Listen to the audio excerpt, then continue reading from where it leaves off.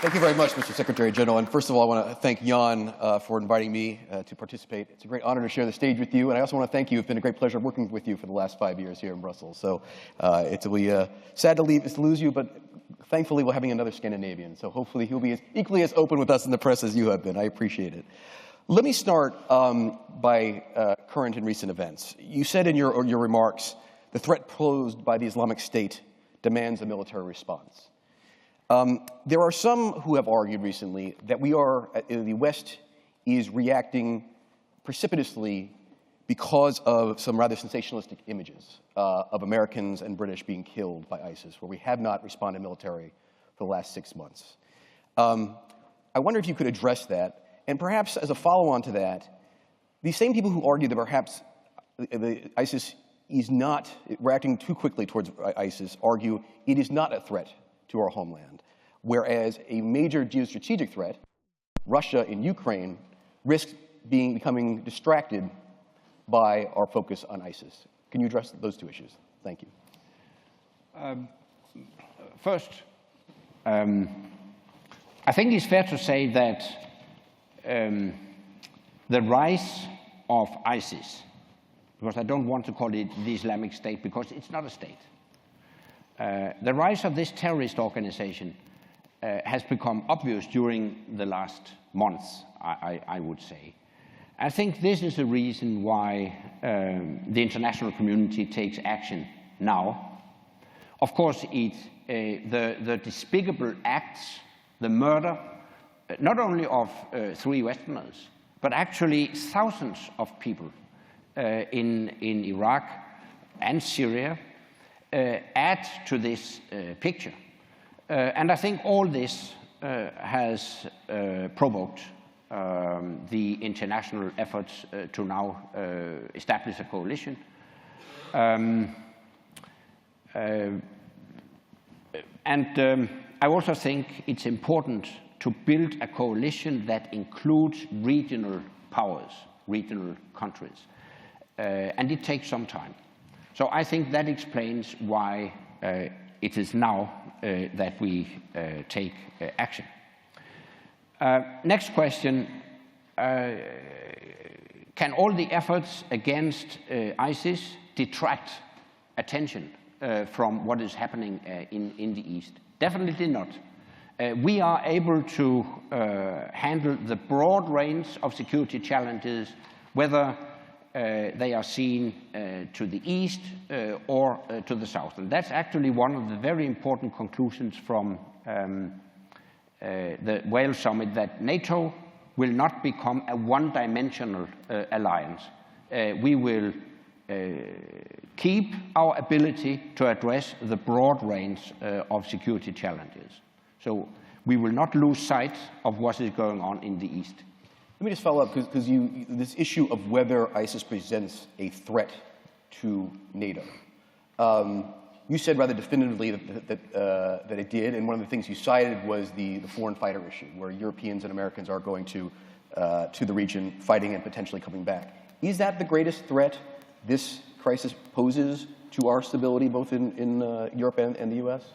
Of course, the issue of foreign fighters returning to our countries is a very direct threat, and we have to address that. We decided at the Wales summit that we will strengthen our cooperation on intelligence and information sharing to counter that threat.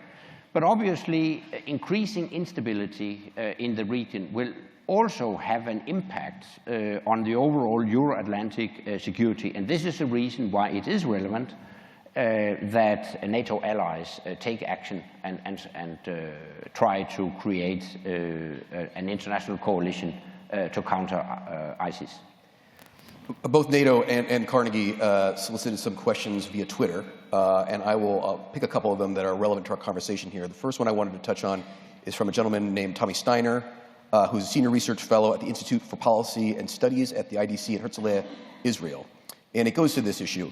What is NATO's role in an anti-ISIS coalition? Thus far, NATO as an institution has, he argues, stayed on the sidelines. Why is that? And is that accurate? Has this been a coalition of the willing rather than a NATO-led operation, and why so?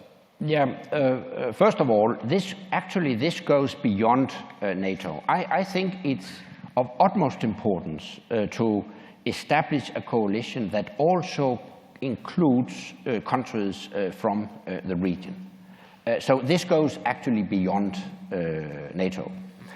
Secondly, we haven't received any request for a NATO involvement. However, at the Wales Summit, we decided 3 strands of activities that could be relevant for NATO, and strands that are relevant for NATO. Firstly, we declared that if we receive a request from the new Iraqi government, we stand ready to consider defense capacity building, which, for instance, could be to resume our training activities in Iraq. We had a training mission in Iraq until 2011. We could resume those activities if the Iraqi government requests so.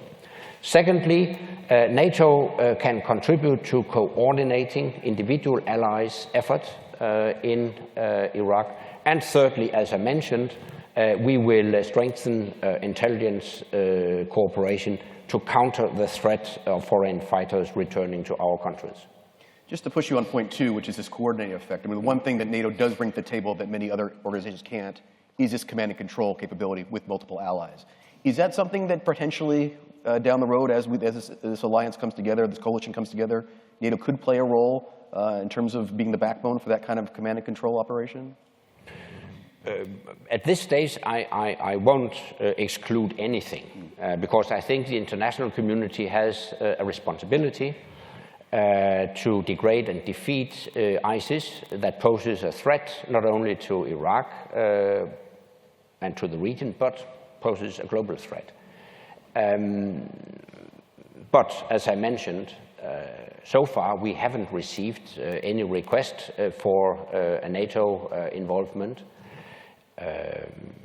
In 2011, you saw that the military operation against Libya started as a coalition of the willing, but eventually became a NATO operation, including partners from the region. I will abuse my chairmanship for one more question, and then I'll turn it to the audience for Q&A, and I'll throw in some of these Twitter questions as we continue. You mentioned in regard to ISIS that appeasement does not lead to peace. I'm going to turn that slightly on its head and use that speech, that line, and ask you about Russia. Because what we've seen over the last week is, on Friday, a suspension or delay on elements of the EU-Russia-Ukraine trade deal to the end of 2015. We saw the EU foreign ministers already talking about suspending or permanently lifting sanctions. Are we suddenly now willing to accept something of a frozen conflict in the Donbass because there is an unwillingness to either arm or do more aggressive military operations against the Russian threat inside Ukraine? We should never accept a new frozen conflict in Eastern Europe. Of course, we should do all we can to encourage a peaceful solution to this conflict. But actually, to be very honest with you, my concern is that it is Russia's interest to establish a new protracted frozen conflict in the region. Actually, I think the long-term ambition of Russia is to re-establish a zone of Russian influence in its near neighborhood and prevent countries in neighboring countries, prevent them from seeking Euro-Atlantic integration with NATO and the EU. And to that end, it is in Russia's interest to keep these frozen, protracted conflicts in Transnistria, in Moldova, Abkhazia and South Ossetia and Georgia, now Crimea and eastern Ukraine in Ukraine. So we should never accept that. Just to push you slightly on this, you have argued in very stark language in your address the threat posed by Russia, the violation they have done to any number of agreements, in almost equally stark language as is used for ISIS. And yet, for ISIS, you advocate military involvement.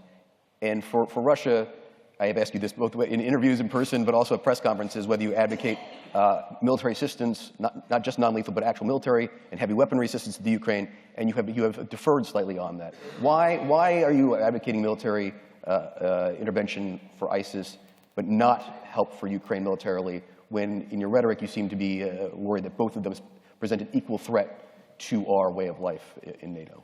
Yeah, firstly, while it's clear that Russia has violated all its international commitments and has conducted illegal military actions in Ukraine, I don't think Russia poses an imminent threat to NATO allies, for the very reason that Russia knows that we have an Article 5 in our NATO treaty that protects any ally against attack. An attack on one would be an attack on the whole alliance. Russia knows that. That's why I don't think Russia poses an imminent threat to NATO allies. However, to keep our deterrence credible, we have taken steps, as you know, to reinforce our collective defense. And for Ukraine, we do believe that the right way forward is a political solution. And while it's clear that Russia has violated international norms and rules, I still think Russia would be capable to negotiate if they decide to do so. When we're speaking about ISIS, this is a group of terrorists with whom there is no chance whatsoever to find any political solution.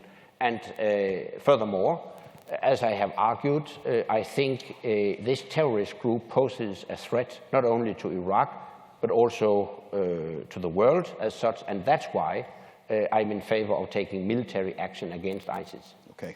Thank you very much. We have about 15, 20 minutes for Q&A.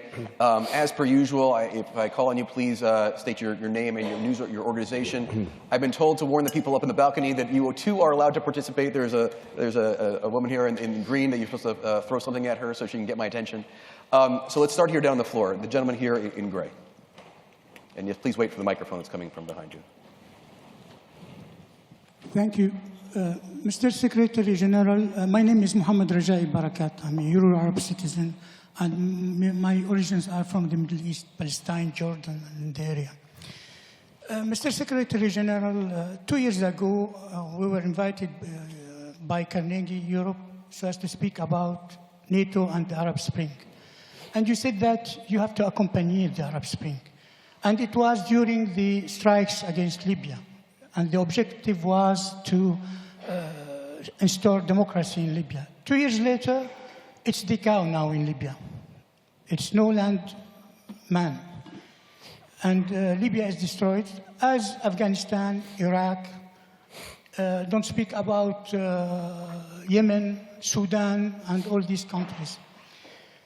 Don't you think that if you are going to intervene military or as to the other partners to make war against this so-called Islamic State, don't you think that is going to make also the cow in Jordan, Lebanon, maybe Iran, and other countries? Second question, Mr. Secretary General. Quickly, please. The Arab public opinions knows that the main reason of instability in the area is because the international community didn't find a solution to the Israeli-Palestinian conflict. And it's not Israeli-Palestinian conflict. It's Israeli-Arab conflict, Israeli-Islam conflict.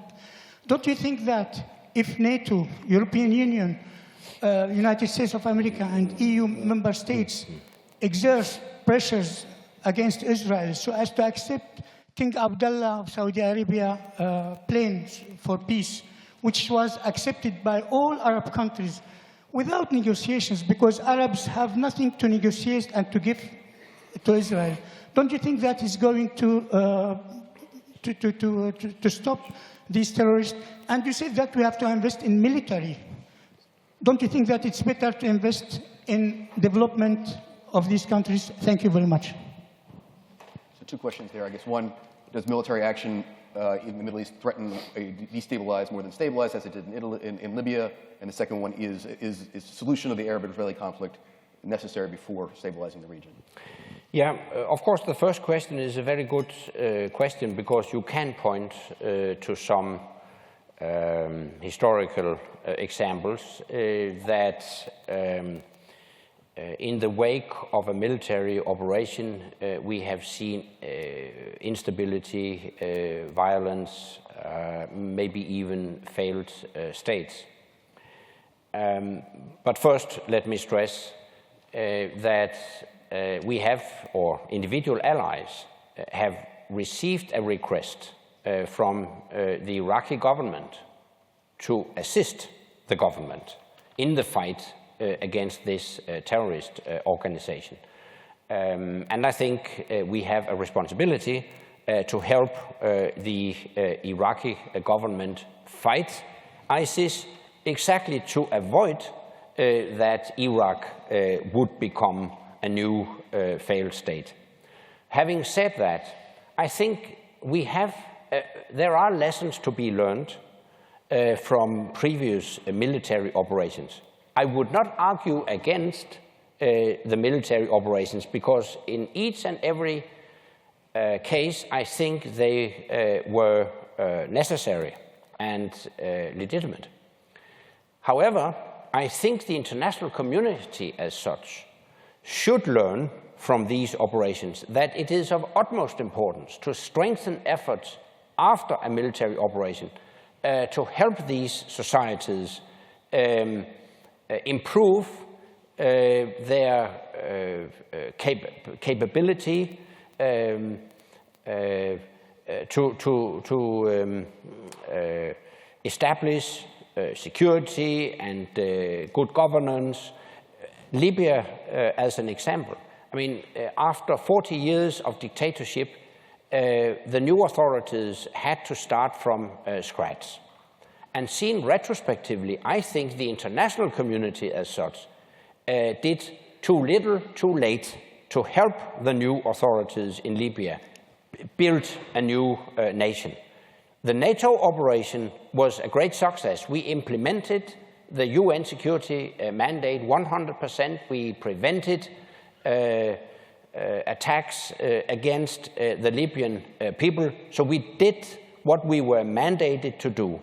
But when we had finished the military operation, I think, seen retrospectively, that the international community, led by the UN, should have done much more, much faster, to help the new authorities in Libya. And that's one of the important lessons to be learned, that military operations should go hand in hand with civilian efforts to follow up, to establish or to build a new nation after such a military operation. But I have to say, this goes beyond NATO's capability. NATO is a military alliance, so it's for the broader international community to follow up in such cases. Of course, I can only agree that a settlement of the Israeli-Palestinian conflict would solve many problems. Absolutely, I fully agree. And without going into too many details, I still think that the long-term sustainable solution is to see two states living side by side in peace and harmony and within secure borders. I still see this as the right formula for a long-term sustainable solution to the Israeli-Palestinian conflict. Let me go to the other side, right here from Reuters. Adrian Croft from Reuters. Could I ask you how long it would take an independent Scotland to join NATO, and whether you believe that NATO, that Scottish independence would undermine Britain's contribution to NATO's defences? Thanks. Did you get both of those? Yeah. Probably you know very well that I'm not going to interfere with the referendum campaign in Scotland. What I can tell you is the following. If a new independent state wants to become a member of NATO, it will have to apply for membership of NATO. And such an application will be addressed in exactly the same way as all applications are dealt with. And eventually it will require consensus, unanimity within the alliance to accept a new member of our alliance.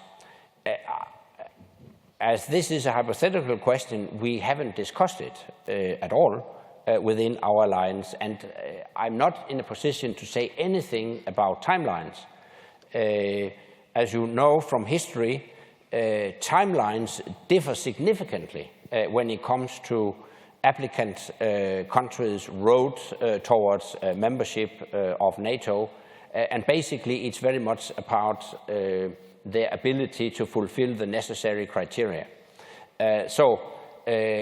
Actually, the answer is that I can't say anything about timelines.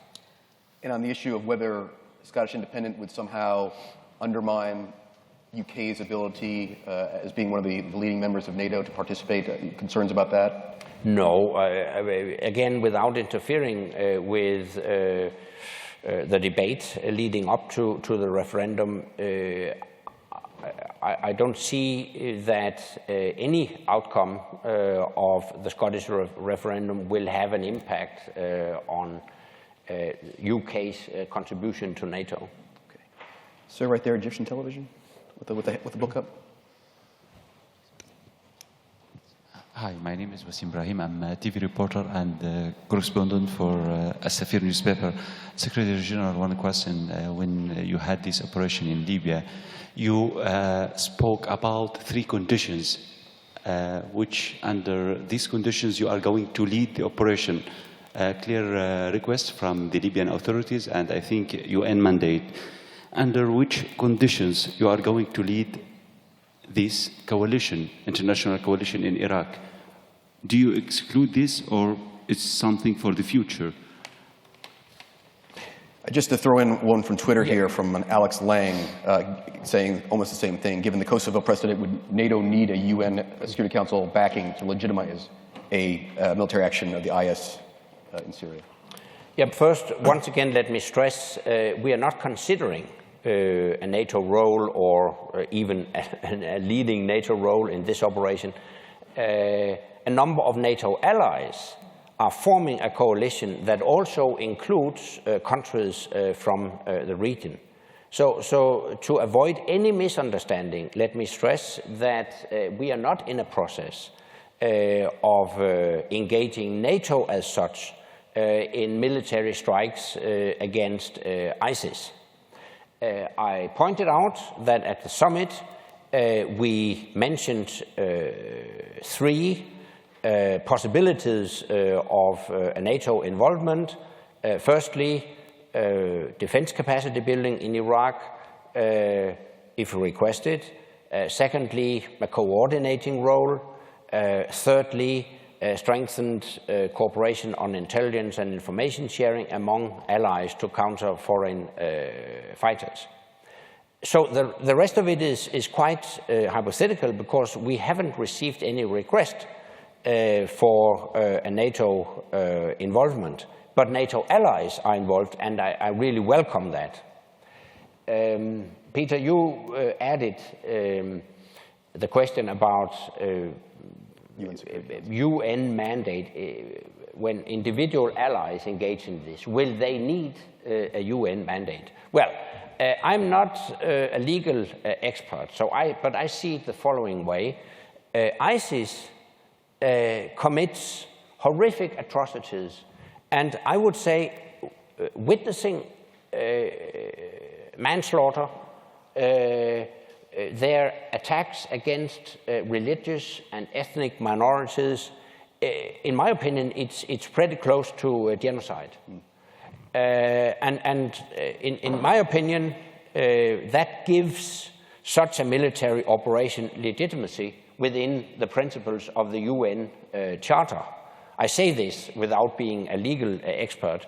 And finally, I also consider this a kind of self-defense, which is also permitted within the UN Charter. So I would say that as a layman, as a politician, not as a legal expert, as far as I can see, there is a basis in the fundamental UN Charter principles to conduct military operations against ISIS.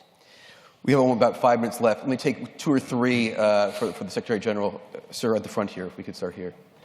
Just can we wait for the microphone, please? My name is Mark Pierini. I work at Carnegie Europe. My question to Secretary General is on Turkey. During your 5 years, Turkey has been involved in Afghanistan and in Libya, although in a non-combat mode. Turkey is still weighing a decision on missile defense, which has been for 2 years now, and we don't know the answer yet, which is, of course, very important to NATO missile defense. And finally, we've learned on Friday that Turkey will not play any role in the military operations against ISIS. After your 5 years, what would be your judgment, without perhaps going as far as what the Wall Street Journal said on Saturday? Turkey has stopped long ago being a friend of the West. Do you see a problem there in the future? Let me take another one. I saw a gentleman in the blue shirt right there.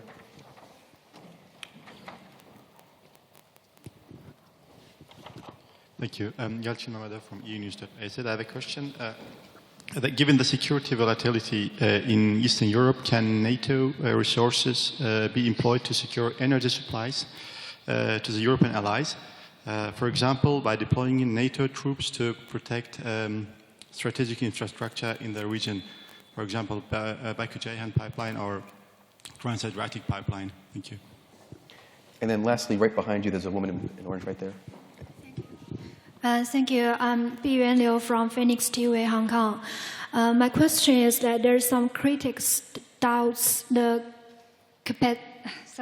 ability of NATO to use its forces in the east and in the south at the same time. So how do you think about this? And also there's another question. Do you have any detailed plan to rescue the hostage in the region? Yeah, that's all. Thank you. Sort of 3 very different topics for you: Turkey, energy security, and the ability to do multiple things at one time. First, on Turkey, I have to say I consider Turkey a staunch ally. On a personal basis, I have had an excellent cooperation with the Turkish leadership since I took office as Secretary General. And whenever we have needed contributions to NATO operations, Turkey has actually engaged and contributed to NATO-led operations.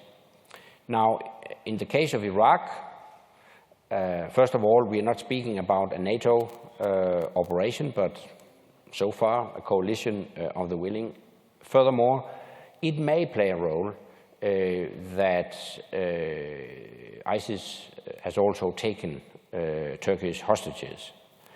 I don't know, it's for the Turkish government to answer that question, but I have to say, seen from my chair, that Turkey has played a crucial role within our alliance and continues to play a crucial role. And overall, I also have to say, Turkey, not least because of its geographical location, is a very important ally and partner from a strategic point of view.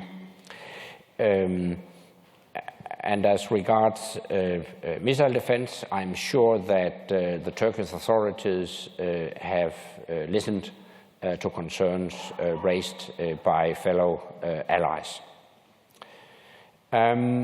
Next, on energy. First of all, let me stress that NATO's core task is territorial defense of our allies.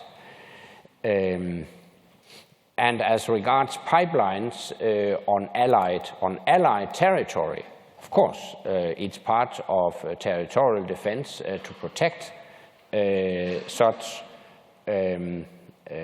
pipelines and other means of energy supply.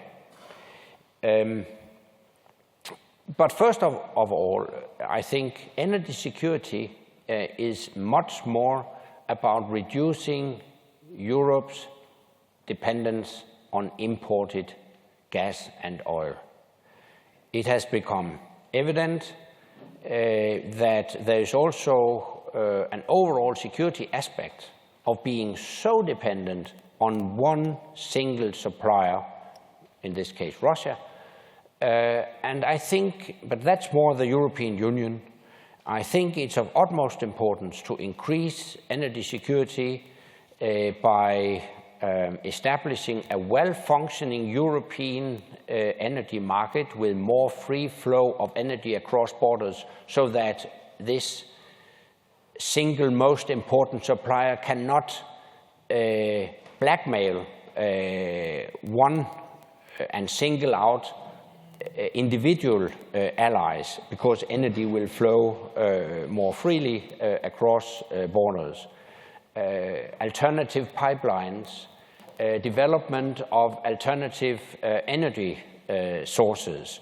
All this is part of overall energy security, and I think it's for the European Union first and foremost to deal with that. Finally, can we actually address security challenges from both the East and South at once and the same time? I think I answered to that question already at the beginning of this Q&A, and yes, we can. We have the capacity to deal with these wide-ranging threats. It was one of the very important outcomes of the NATO summit in Wales that we will not become a one-dimensional alliance. We do have the capability to deal with more or less conventional threats, both to the east and to the south, as well as addressing newer security challenges like cyber attacks, missile attacks. That's why at the summit we decided to enhance our cyber defense. We continue building our missile defense system. So I can assure you that the alliance stands ready and capable to address both the East and the South and cyberspace if needed. Let me wrap this up by having one last Twitter question from a fellow Dane. This is John Derby Paulson, who is the Foreign Affairs spokesman for the Social Democrats in the Danish Parliament. He says, what is the most important advice you could offer your successor, Mr. Stoltenberg? I think actually the most important advice would be to continue reforming, modernizing our alliance, and continue strengthening our collective defense so that NATO remains capable to address this broad range of security challenges. And then on top of that, he will need some patience to make sure that he spent the necessary time and effort to create consensus among 28 independent nations. But for me, it's been a great pleasure. It's been a very positive experience. And while it may take some time to create consensus among 28 nations, once we reach a consensus, and there is a very strong consensual spirit within our alliance, once we take a decision, all 28, then it is a very strong alliance that moves forward. And that's been a big pleasure for me to see. Thank you, sir. One more, please join me, one more round of applause for Anders Fogh Rasmussen. Thank you very much, sir.